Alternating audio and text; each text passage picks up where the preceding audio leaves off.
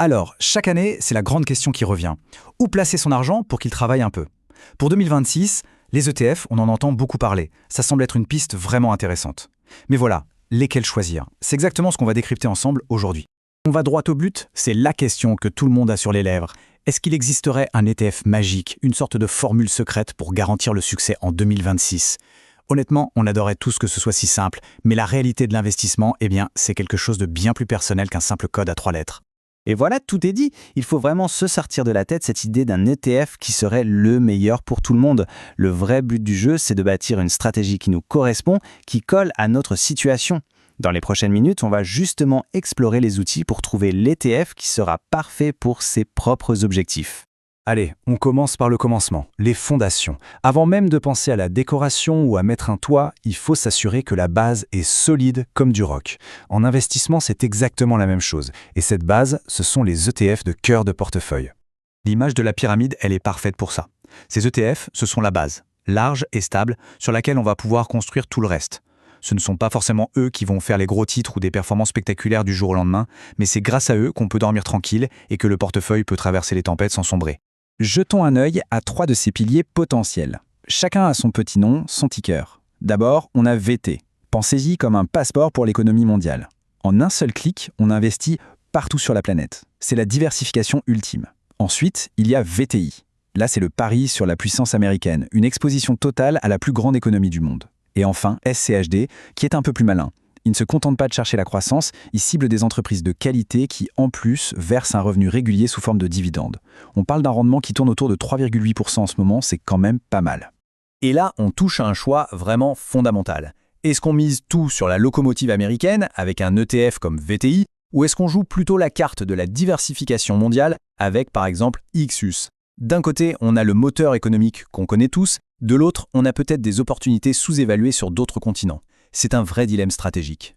Bon, maintenant que la base est solide, on peut se demander comment on ajoute un peu de piquant? Comment est-ce qu'on peut essayer de capter les grandes tendances qui pourraient bien marquer 2026? Eh bien, c'est là que les ETF thématiques entrent en jeu. Ce tableau nous donne de très bonnes pistes pour l'année. Prenez le secteur de l'énergie avec VDE. Il pourrait bien être porté par le contexte géopolitique et une offre maîtrisée. Ensuite, les utilités, les services aux collectivités, avec VSPU. Eux, ils profitent à fond de la demande en électricité qui explose, notamment avec l'intelligence artificielle et les data centers. Et enfin, on retrouve notre Ixus qui représente les actions internationales. Pourquoi c'est intéressant? Parce que leur valorisation semble plus raisonnable que celle des actions US et on pourra assister à un retour en grâce de ces marchés.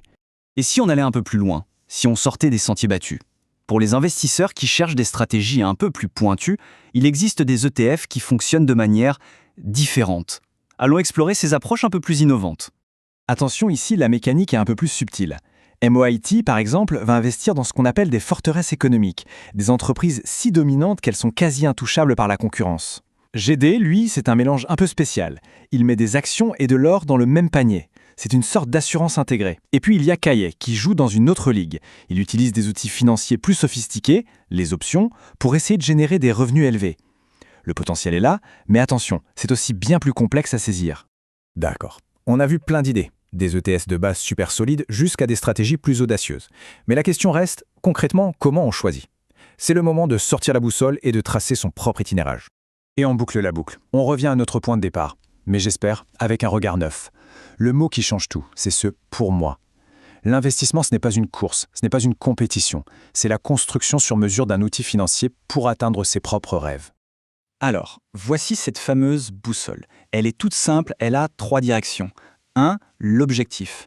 Pourquoi on investit? Pour la retraite dans 30 ans ou pour l'apport d'un appart dans 5 ans? Ça n'a rien à voir. 2. Le risque. Est-ce qu'on est du genre à paniquer à la moindre secousse des marchés ou est-ce que les montagnes russes, ça nous amuse? Soyons honnêtes. Et 3. L'horizon de temps. Est-ce qu'on a 20 ans devant nous ou à peine 3? Parce que plus on a de temps, plus on peut se permettre d'être audacieux. Les réponses à ces 3 questions, elles dessinent toute la carte. Finalement, on pourrait se poser une dernière question. Et si le meilleur investissement, ce n'était pas celui avec le rendement le plus fou, mais tout simplement celui qu'on comprend, celui dont on maîtrise la logique? Parce que c'est cette compréhension qui donne la force et la conviction de garder le cap, même quand tout semble tanguer. Et c'est souvent ça, la véritable clé de succès à long terme.